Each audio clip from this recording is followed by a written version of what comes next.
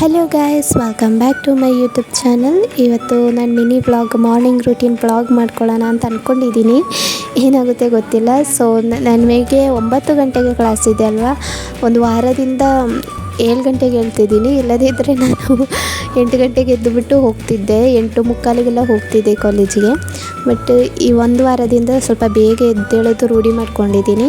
So ಬೆಳಿಗ್ಗೆ ಎದ್ದಂಗೆ ದೇವರಿಗೆ prayer ಮಾಡಿ ಥ್ಯಾಂಕ್ ಯು ಅಂತ ಹೇಳಿ ಎಲ್ಲದಕ್ಕೂ, ಮತ್ತು ಐ ಲವ್ ಯು ಅಂತ ಹೇಳಿ ನಂದು ದಿನಾನ ಶುರು ಮಾಡ್ತಿದ್ದೀನಿ. ಮತ್ತು ಬೆಳಿಗ್ಗೆ ಎದ್ದಂಗೆ ನಂದು ಬೆಡ್ಡೆಲ್ಲ ಕ್ಲೀನ್ ಮಾಡಿ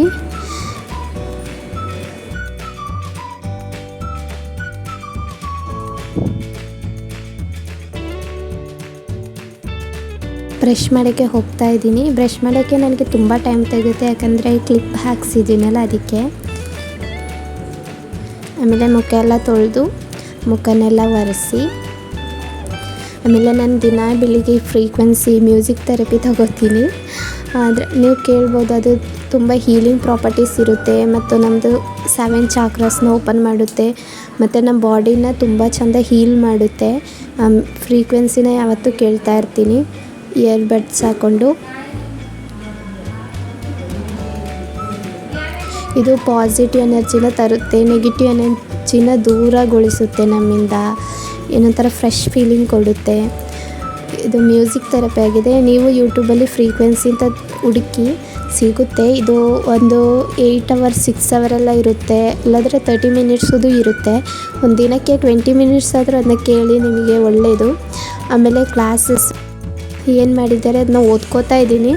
ಬಟ್ ದಿನ ಏನು ಓದಲ್ಲ, ದಿನ ಓದ್ತೀನಿ. ಬಟ್ ಯಾಕೆಂದರೆ ಆ ದಿನ ಕ್ಲಾಸಲ್ಲಿ ಅದೊಂದು ಟೀಚರ್ ಯಾವಾಗಲೂ ಕ್ಲಾಸಿಗೆ ಬಂದು ಕ್ವಶನ್ ಕೇಳ್ತಾರೆ ಮತ್ತು ಇಂಪೋಸಿಷನ್ ಕೊಡ್ತಾರೆ. ಆ ಕಾರಣದಿಂದಗೋಸ್ಕರ ಓದ್ತೀನಿ ಅಷ್ಟೇ. ಒಮ್ಮೊಮ್ಮೆ ಅಮಾವಾಸ್ಯೆ ಹುಣ್ಣಿಮೆಗೊಮ್ಮೆ ಓದಬೇಕು ಅಂತ ಆಸೆ ಆದಾಗ ಕೂತ್ಕೊಂಡು ಓದ್ತೀನಿ. ಇಲ್ಲದಿದ್ದರೆ ಆ ಟೈಮಲ್ಲಿ ಬೇರೆ ಇನ್ನೂ ಸ್ವಲ್ಪ ನಿದ್ದೆ ಮಾಡ್ತೀನಿ ಅಷ್ಟೇ. ಮಾರ್ನಿಂಗ್ ಈ ಥರ ಅರ್ಧ ಗಂಟೆ 1 ಅವರ್ ಓದೋದು ತುಂಬ ಒಳ್ಳೆಯದು. ಮತ್ತು ಮಾರ್ಕ್ ತುಂಬ ಸ್ಕೋರ್ ಆಗುತ್ತೆ. ಮತ್ತು ಎಕ್ಸಾಮ್ ಬ್ಯಾಕ್ ಡೇ ಓದೋ ನಮ್ಮ ಥರ ಇರ್ತೀವಲ್ವ, ಎಕ್ಸಾಮ್ ಬ್ಯಾಕ್ ಡೇ ಓದೋರು ಅವ್ರಿಗಂತೂ ತಲೆ ಕೆಟ್ಟೋಗಬಾರ್ದು ಅಂದರೆ ಈ ಥರ ಓದಿದ್ರೆ ತುಂಬ ಒಳ್ಳೆಯದು. ತುಂಬ ಈಸಿ ಆಗುತ್ತೆ, ತುಂಬ ಟೈಮ್ ಕನ್ಸ್ಯೂಮ್ ಆಗೋಲ್ಲ ಈ ಥರ ದಿನ ಓದಿದ್ರೆ.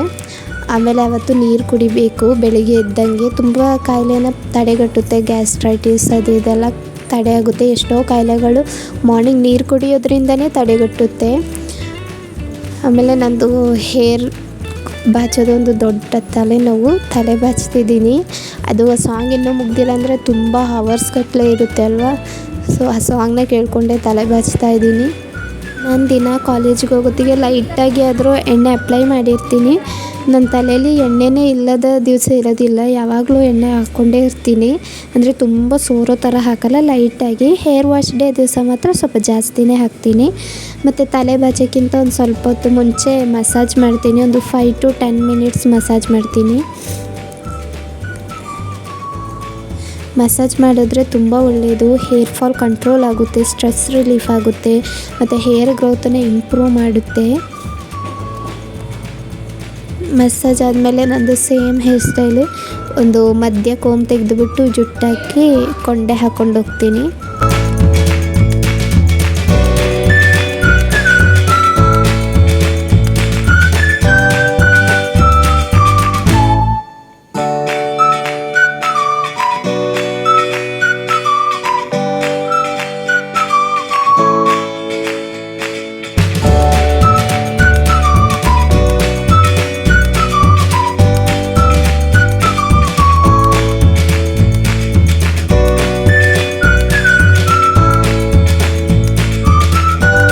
ತಲೆಬಾಚಿ ಆಗೋತ್ತಿಗೆ ನಂದು ಅರ್ಧ ಜೀವ ಹೋಗಿರುತ್ತೆ.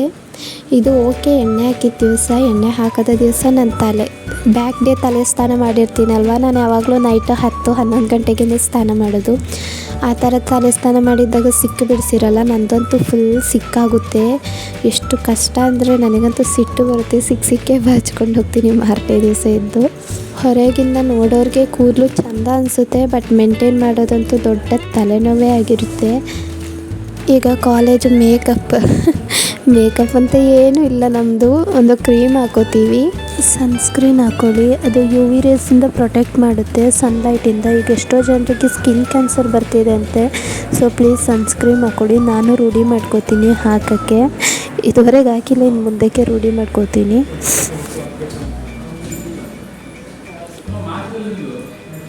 ಆಮೇಲೆ ಒಂದು ಸ್ಟಿಕ್ಕರ್.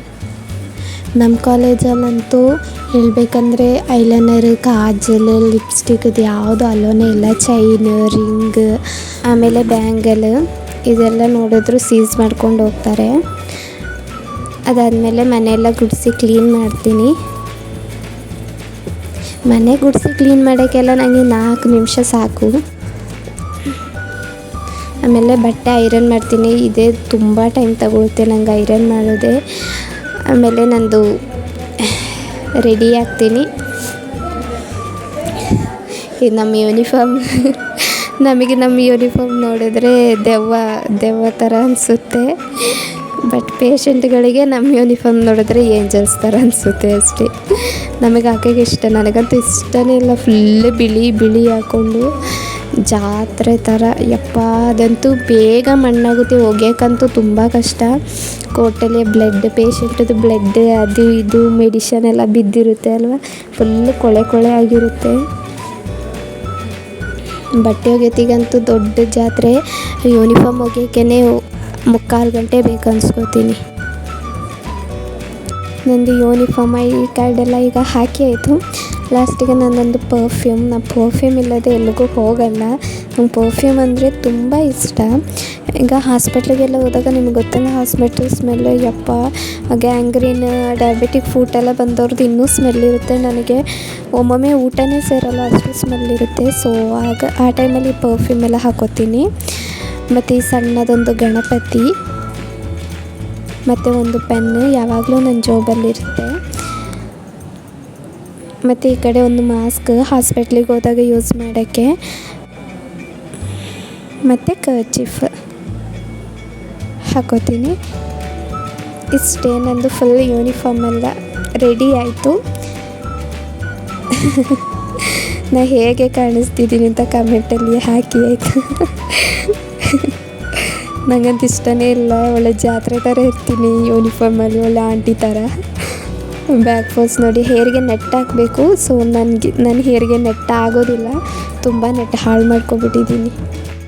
ಈಗ ನಾಷ್ಟ ಮಾಡೋಣ. ಫುಡ್ ತುಂಬ ಇಂಪಾರ್ಟೆಂಟ್. ತುಂಬ ಚೆಂದ ತಿನ್ನಬೇಕು. ಮಾರ್ನಿಂಗ್ ಫುಡ್ ತಿಂದರೆ ಚೆಂದ ಇರುತ್ತೆ ಹೆಲ್ತ್. ಯಾವತ್ತೂ ಮಾರ್ನಿಂಗ್ ಬ್ರೇಕ್ಫಾಸ್ಟ್ನ ಸ್ಕಿಪ್ ಮಾಡಬೇಡಿ. 10 ನಿಮಿಷ ತಗೋತೀನಿ ನಾನು ಬ್ರೇಕ್ಫಾಸ್ಟ್ ಮಾಡೋಕ್ಕೆ. ಅದಕ್ಕೆ ನಂದು ಅರ್ಧ ಟೈಮ್ ಹೋಗುತ್ತೆ.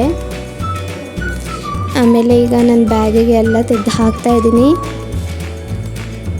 ಇದಕ್ಕೆ 2 ನಿಮಿಷ ಸಾಕು ನನಗೆ. ಬ್ಯಾಗಿಗೆ ಯಾವ್ದಾದ್ರು ಸಬ್ಜೆಕ್ಟ್ ಇದೆ ಅದೆಲ್ಲ ತೆಗೆದು ಪ್ಯಾಕ್ ಮಾಡ್ತೀನಿ ಯಾವತ್ತಾವತ್ತು. ಮತ್ತು ಯಾವುದಾದ್ರೂ ಗ್ಯಾಪಲ್ಲಿ ಏನಾದರೂ ಓದೋಕ್ಕಿದ್ರೆ ಓದ್ಕೊಳ್ಳೋಣ ಅಂತ ಒಂದು ಬುಕ್, ಮತ್ತು ಮಳೆ ಬಂದುಬಿಟ್ರೆ ಅಂತ ಒಂದು ಕೊಡೆ ಹಾಕೋತೀನಿ. ಮತ್ತು ಲಾಸ್ಟ್ ಜಿಪ್ಪಲ್ಲಿ ನಂದು ವಾಟರ್ ಬಾಟಲ್, ಟಿಫನ್ ಹಾಕೋತೀನಿ.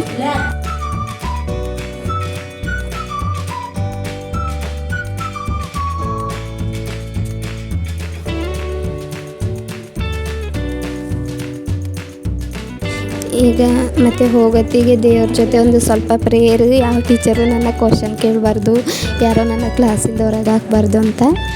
ಈಗ ಟೈಮ್ ಬಂದು 8:42 ಆಗಿರುತ್ತೆ. ಈಗ ಸಾಕ್ಸ್ ಎಲ್ಲ ಹಾಕ್ಕೊಂಡು, ಶೂ ಹಾಕ್ಕೊಂಡು, ವೆದರ್ ಚಳಿ ಇದೆ, ಅದಕ್ಕೆ ಒಂದು ಸ್ವೆಟ್ರ್ ಹಾಕ್ಕೊಂಡಿದ್ದೀನಿ.